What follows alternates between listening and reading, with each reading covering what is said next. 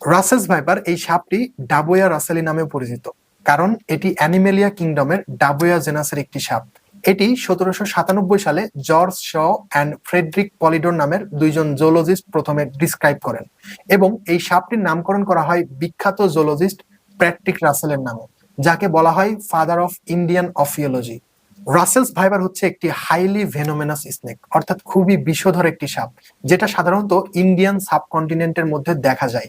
একটি adult Russell's viper সাপ সর্বোচ্চ 4 থেকে 5 ফিট পর্যন্ত লম্বা হতে পারে। রাসেলস ভাইপার সাপ কামড়ানোর পর ইমিডিয়েটলি যে সকল লক্ষণগুলো দেখা যেতে পারে: কামড়ানো স্থানে ব্যথা হতে পারে এবং ফুলে যেতে পারে, অতিরিক্ত রক্তক্ষরণ হতে পারে, কারণ এই সাপের পোটেন্ট ভেনম অর্থাৎ শক্তিশালী বিষ ব্লাড ক্লটিং টিস্যু অর্থাৎ রক্ত জমাট বাঁধার টিস্যু ড্যামেজ করে দেয়।